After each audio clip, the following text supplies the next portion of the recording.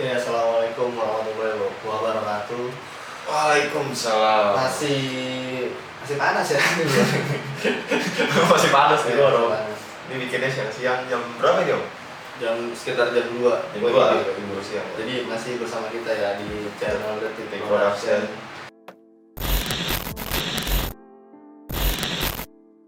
Production. Yang apa? Semaunya. Iya. Eh? Kalau gimana ya? Bingung. Ya udahlah ya. Itu Yang penting konten gitu. kenal aja itu kenalan. Langsung aja kali ya.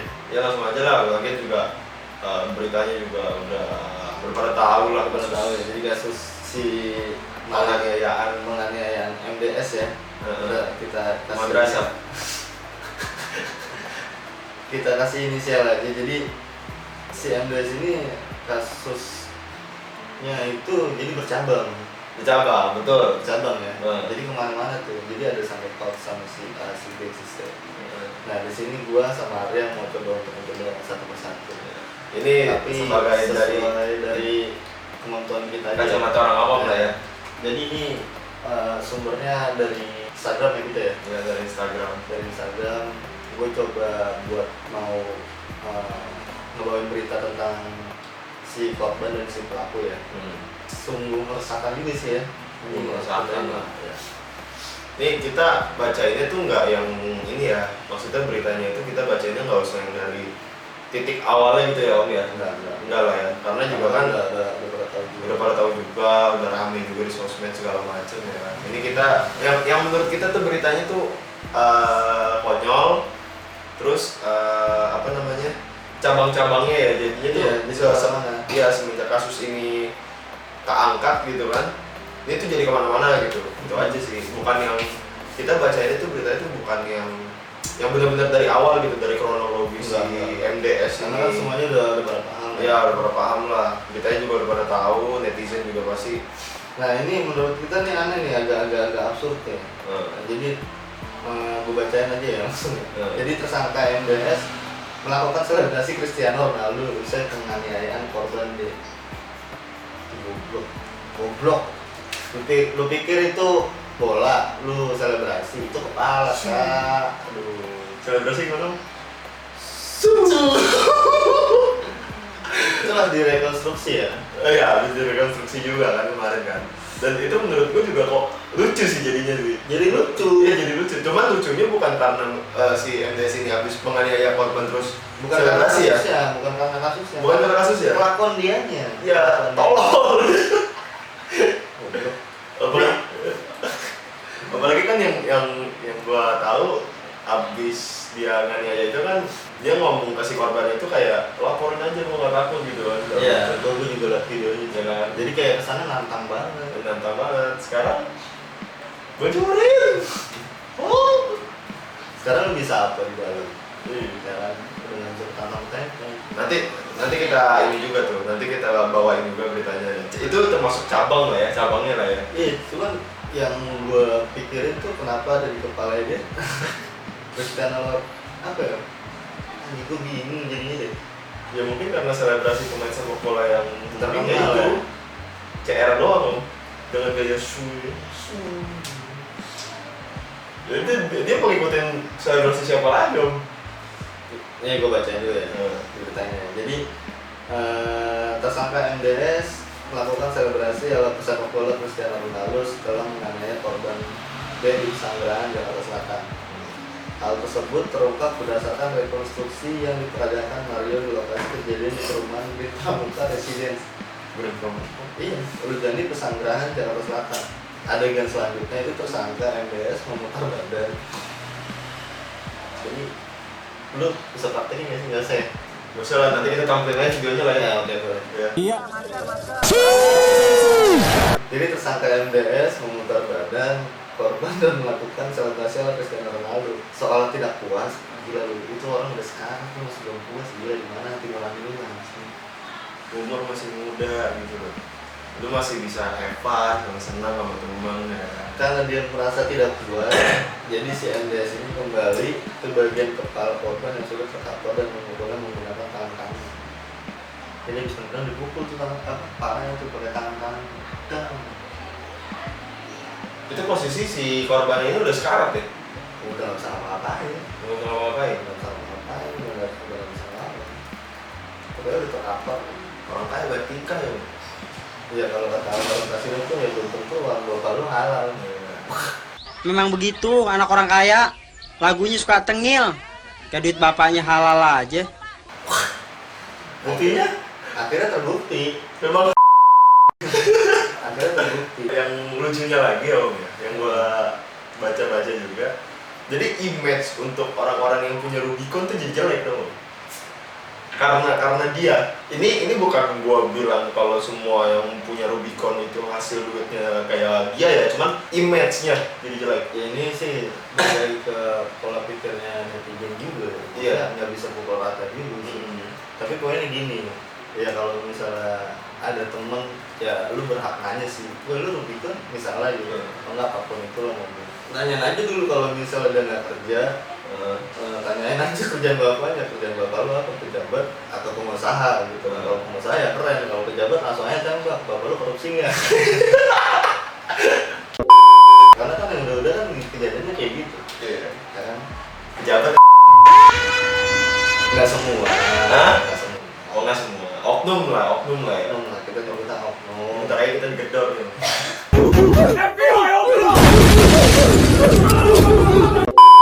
Perkembangan dari si korbannya gimana tuh? Udah sadar. Udah Udah sadar, cuman masih tetap kena apa sih yang inian sarafnya tuh, jadi kemungkinan besar tuh dia lumpuh seumur hidup.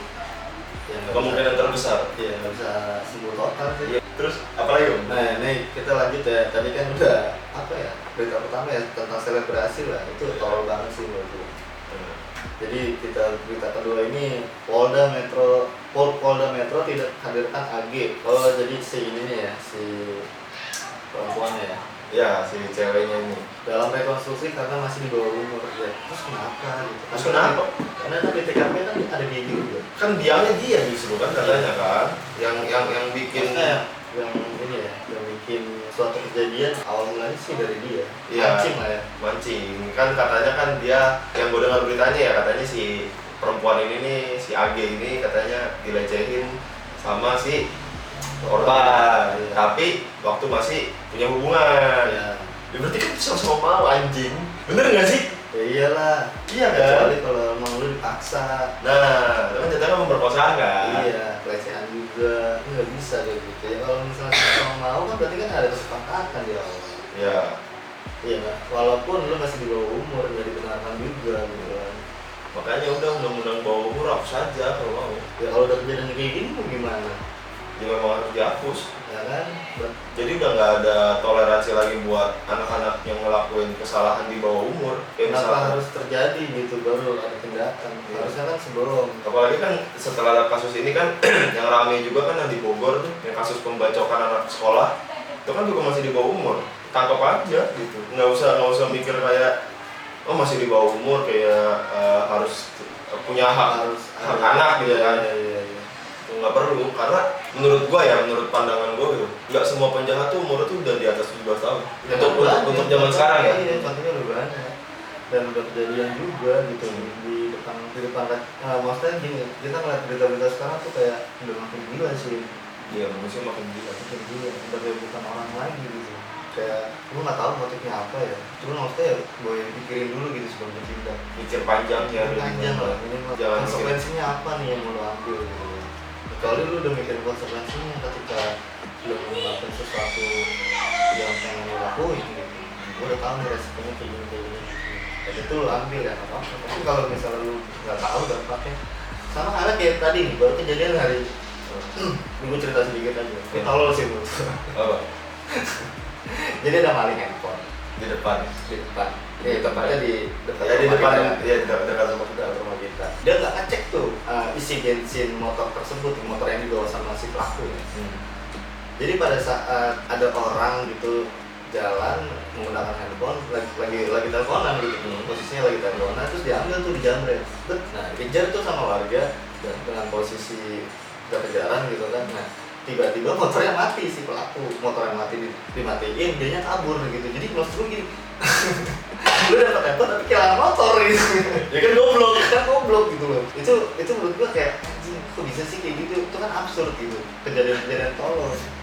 Ya kita juga tidak membenarkan untuk si maling isi bensin dulu ya. Ada. Cuma maksudnya Ya minimal lu prepare gitu loh kalau emang lu penjahat. Ya kalau lu terinspirasi sama film-film yang di luar gitu mungkin. Cuma kan aduh yang jadi aneh ya, akhirnya apa? Lu rugi jatuhnya. ya rugi lah. Ya kan? Udah gitu. Apalagi kalau misalkan warga ini ngejarnya sama si korban. Ya kan? Si korban dapat motor, lu cuma dapat handphone. Iya. Seberapa motor lu hilang? Kan goblok gitu loh maksudnya. Dan maksudnya dipikirin dulu gitu. Ya alangkah baiknya sih nggak usah brutal lah ya. Nggak usah brutal. Ya lu masih jadi maling kan? Masih jadi maling, udah masih jadi kriminal, udah lempeng-lempeng aja kesananya. Lu di kerangkeng juga ketawain anjing sama maling yang lain.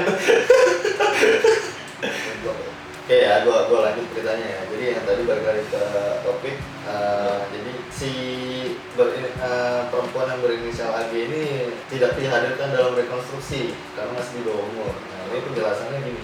Jadi Polda Metro Jaya menghadirkan semua yang terlibat dalam kasus penganiayaan David, yakni tersangka MDS dan SL, kecuali anak AG nih yang umurnya masih 15 tahun. Dalam rekonstruksi di tempat kejadian perkara Komplek Green Pramuka, Pesanggerahan, Jakarta Selatan. Kabid Humas Polda Metro Jaya, Kombes Pol Truno Yudo Wisnu Andiko menjelaskan anak AG tidak akan dihadirkan karena statusnya yang masih di bawah umur. Nah, alasan AG tidak kami hadirkan secara langsung tak lain karena statusnya yang merupakan anak yang berkonflik dengan hukum. Ucapnya saat dihubungi di Jakarta. Jadi Pak Truno Yudo menambahkan anak AG bakal diperankan pemeran pengganti, sedangkan tersangka MDS dan SL hadir dalam rekonstruksi. Ya kenapa harus diganti? Udah tahu dia salah nih. Kenapa harus tetap dilindungin? Gitu. Itu kan jatuhnya kan juga bentuk suatu perlindungan dong. Iya, Untuk perlindungan di bawah umur dong.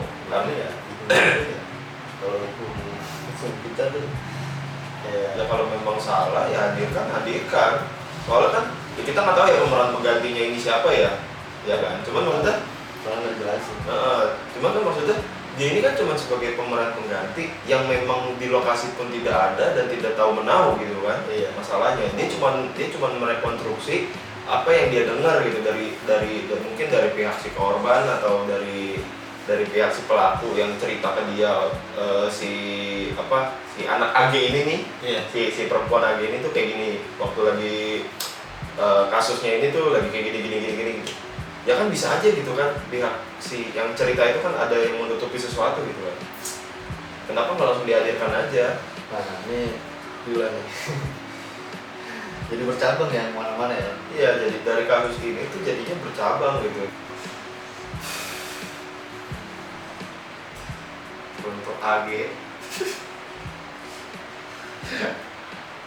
Anda perempuan masih di bawah umur juga, punya dapat pacar yang sebelumnya orang tajir, Sebelumnya Sebelum- before ya orang tajir, after miskin gitu, udah gitu, duduk anteng ya kan, dibiayain cowok lu udah nih, yang penting duit jajan buat sekolah ada iya.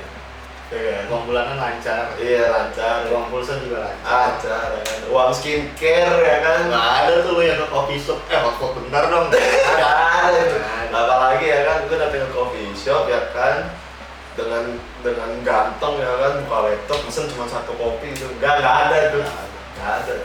Bisa jajan tas gue Hermes bisa ya kan, udah gitu Gucci Hermes ya kan, ya mungkin buat cowok lu mah dulu kecil gitu, dulu sekarang wadadaw. Rokoknya susah. Oh iya, katanya juga pas di rekonstruksi itu yang ngomongin itu katanya si Abi juga ngerokok ya?